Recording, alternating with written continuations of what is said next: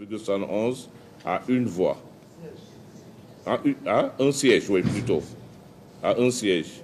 Coalition Natangué, 14 736, 0,41 n'a pas de siège. Entité Parti Union des groupes patriotiques, 6 467, 0,18% n'a pas de siège. Coalition Troisième Voie, Kiray ak Natangué, 26 775 voix, 0,74% à un siège. Coalition Xàll Yoon Ñafe Jàll, 86 050, 0,24, pas de siège. Parti Union Buntubi, Union citoyenne Buntubi, 5125 voix, 0,14%, 0 siège. Coalition And Kóolute Ngir Sénégal, 21 391, 0,59%, 1 siège. Alsar, 16 521, 0,46%, 0 siège. Coalition Nafoore Sénégal, 10 577, 0,29, 0 siège. Coalition Union nationale pour l'intégration, le travail et l'équité, 8 511, 0,23, 0 siège. Entité Sàmm Sa Gafaka, Sàmm Sa Ëllëg, 3 824, 0 siège. Coalition Wareef, 5 868, 0,16, 0 siège. Coalition Action, 10 150, 0,28, 0 siège. Union Natal Kaougui, 7 274, 0,20%, 0 siège.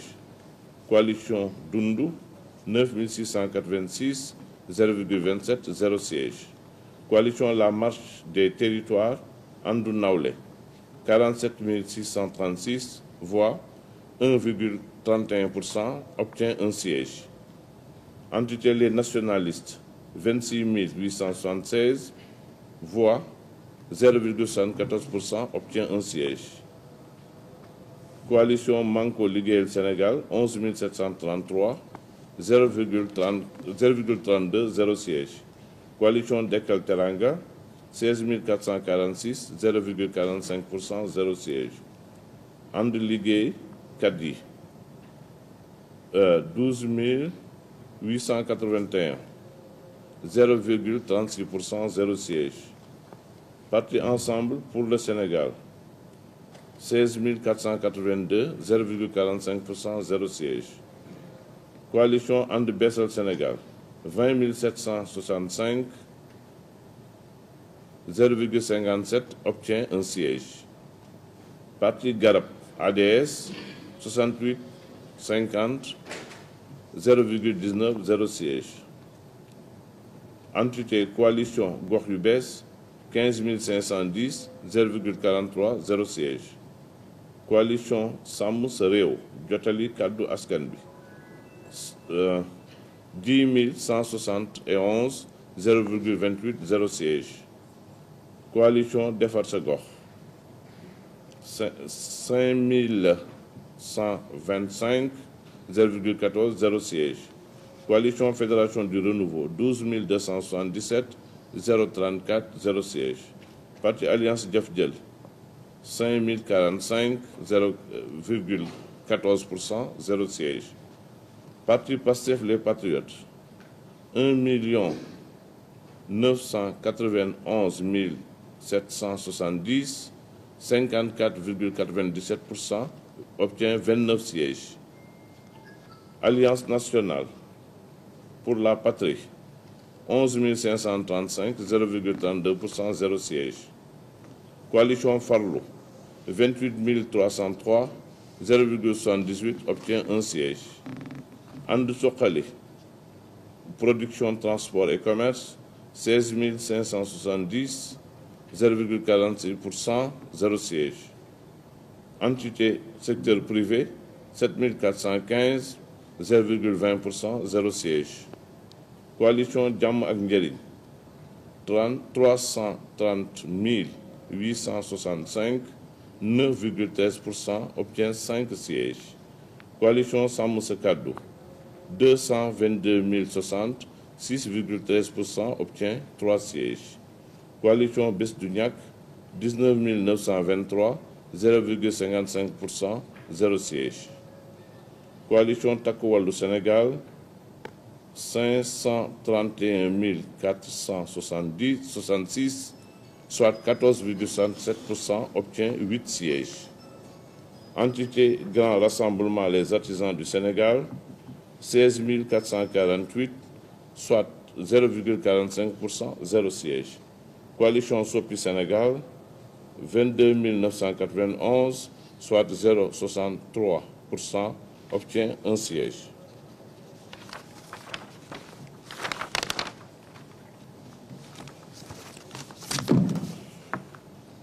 En conséquence de tout ce qui précède et conformément aux dispositions de l'article L.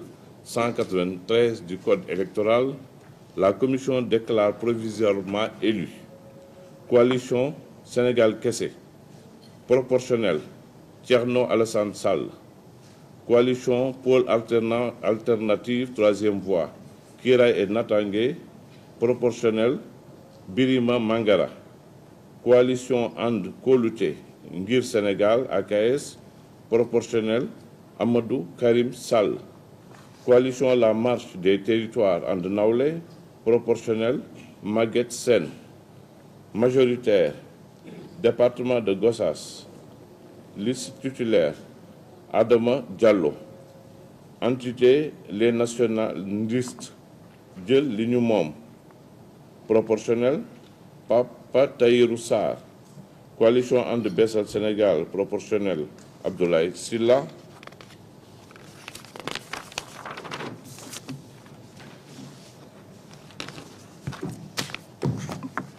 Pastef les Patriotes, proportionnel Ousmane Sonko, Mben Faye, Saliou John, Marie Angélique Mam Selbé Diouf, Alla Kane, Maïmouna Bousso, Oumar Sy, Fama Ba, Abdoulaye Tall, Jacqueline Sagna, Mohamed Sall, Amik Dia, Mouramani Kaba Diakité, Awa Sonko, Aliou Ndao, Béatrice Faye, Germaine Tening, Oumar Diop, Awa Seck, Babacar Valor, Marème Mbacké, Mayab Mbaye, Ndeye Fatou Mané, Bara Ndiaye, Fatou Ngom, Ousmane Diouf, Fatou Ba, Assane Diop, Anta Dia,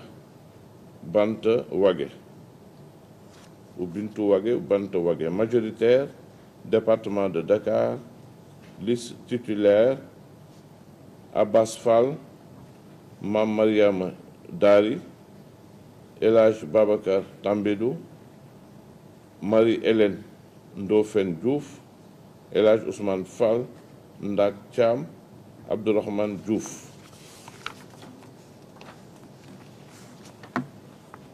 Département de Guédiawaye, liste titulaire Ramatoulaye Bodian, Mamadou Sey. Département de Keur Massar, liste titulaire Mohamed Siradio Souare, Ramatoulaye Ndom. Département de Pikine, liste titulaire Babacar Ndiaye, Safiatou Malik Mbaye, Ibrahima Meng, Mam Diara Bey, Matar Silla. Département de Rufisque, liste des titulaires Youngare Ndion, Khady Sarr. Département de Bambey, liste des titulaires Badara Diouf, Sokhna Diarra Thiaw. Département de Diourbel, liste des titulaires Alioune Sène, Koumba Ndiaye. Département de Mbacké, liste des titulaires Cheikh Thioro Mbacké, Fatma Mbodj, Ahmadou Lo, Khady Sow, Djogomay Diaw.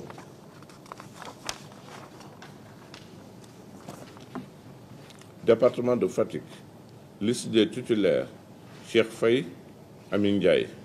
Foundiougne, Assoumana Sarr, Mariama Koli, département de Birkelane.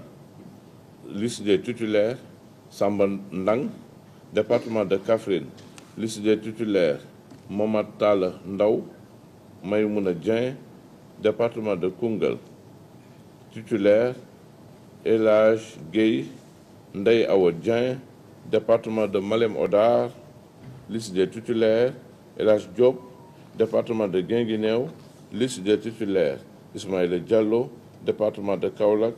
Liste des titulaires, Roqi Ndiaye, Alioune Badara Diagne. Département de Nioro du Rip. Liste des titulaires, Massamba Dieng, Anita Dieng, département de Kédougou. Liste des titulaires, Abdoulaye Sow, département de Salimata. Titulaire, Mamadou Lamine Souare, département de Saraya. Titulaire, Amdiata Diaby, département de Kolda. Titulaire, Youba Baldé, Ndeye Marie Sané. Département de Médina Yoro Fula. Titulaire, Bouli Doucouré, Diarey Ba. Département de Vélingara. Titulaire, Ibou Gueye, Safiatou Sow. Département de Kébémer. Titulaire, Daba Wanyan, Ousmane Diop.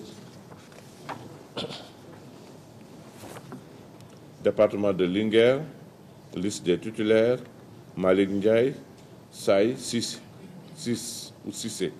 Département de Louga. Liste des titulaires, Serigne Abdou Ahad Ndiaye, Mariam Fall. Département de Dagana. Liste des titulaires, Ibrahima Mbodj, Mariam Diamanka. Département de Saint-Louis. Titulaire, Seynabou Yassine Samb, Alioune Dieye. Département de Bunkiling. Liste titulaire, Insa Dafa, Awassi. Département de Goundop. Titulaire, Chérif Ahmed Diko, Sona Kinti Soli. Département de Sédhiou. Titulaire, Mohamed Aïb Salib Dafé, Olemata Bayo. Département de Bakel. Titulaire, Adama Tanji Gora, Boy Babi. Département de Koumpentoum. Titulaire, Moussa Mbaye Awasow. Département de Tambacounda. Titulaire, Madi Danfaka Maye Sao. Département de Mbour. Liste des titulaires, Mamadou Lamine Diaïté, Félicité Mougan Sarr, Djibi Sis, Ami Dabo. Département de Thiès. Titulaire, Amadou Ba, Fatma Gueye, Abdoulaye Faye, Anne-Marie Yassine Tine. Département de Tivaouane. Titulaire, Ousmane Ciss, Grace Faye. Département de Bignona. Titulaire, Bakary Diédhiou, Ousmane Sonko.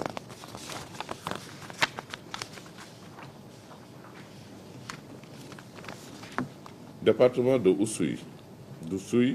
Donc, liste des titulaires, Alphonse Mané Sambou. Département de Ziguinchor, Guy Marius Sagna, Oulimata Sidibé. Département de l'Afrique australe, Lamine Faye. Département de l'Afrique ouest, liste titulaire, Daouda Ndiaye, Ndeye Ndiaye, Alassane Niang. Département de l'Afrique du Nord, liste des titulaires, Amadou Lamine Diouf. Département de Amérique Océanie, Aïcha Touré. Département Asie Moyen-Orient, Younoussa Sissoko. Département de l'Afrique de l'Ouest, du Centre et du Nord. Titulaire, Amadou Hadir Sonko, Fatou Diop Cissé, Samba Diouf. Département de l'Europe du Sud. Titulaire, Amadou Diallo, Awa John, Fodé Mané. Coalition Farlou, proportionnel, Moustapha Diop. Coalition Jàmm ak Njëriñ, proportionnel, Amadou Ba, Rokhaya Kamara, Cheikh Omar Anne, Salimata Diop, Mbaye Ndione. Majoritaire, département de Podor, Titulaire Moussa Amadi Sarr, Nafi Kane. Coalition Sàmm Sa Kàddu. Proportionnel Barthélemy Thioye Diaz, Anta Babacar Ngom, Cheikh Ahmed Tidiane Youm.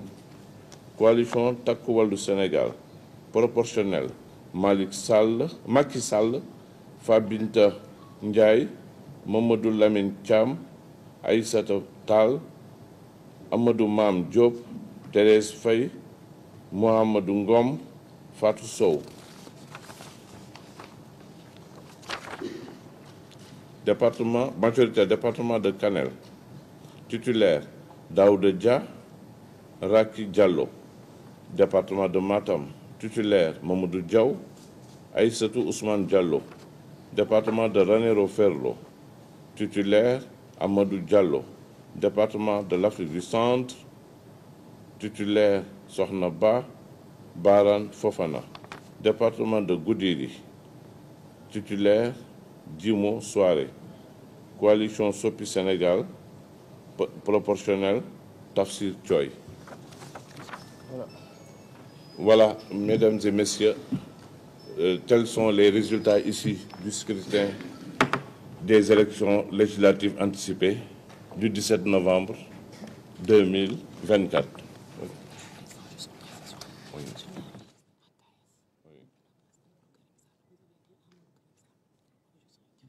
Oui. Amadou Karim Sall, c'est bien Abdou Karim Sall. Je me suis trompé pour dire Amadou Karim Sall. C'est bien Abdou Karim Sall. Voilà, c'était juste la précision à apporter. Voilà, Binta, je pense que nous avons terminé notre travail, qu'on peut lever la séance. Oui? Les PV, après. Les PV, vous les aurez avec l'informaticien Bekay.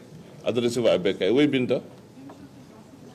Oui? Juste rappeler, s'il y a des dispositions relatives au code électoral, oui. Rappeler les dispositions qui ont été prises, s'il y a possibilité pour les partis et coalitions de partis d'introduire des recours. Non, tout ça, ils le savent. Ça, nous avons pris toutes les dispositions. Nous leur avons dit, nous leur avons déjà notifié les résultats avant cette cérémonie de proclamation provisoire des résultats. Ils savent les dispositions qui est prévue par le code électoral relativement aux recours possibles. C'est des représentants bien avertis, ils sont déjà informés et nous leur avons notifié tout cela. C'est bon? C'est parfait alors. Voilà. Donc la séance est levée. La séance est levée. Le cocktail prévu pour eux.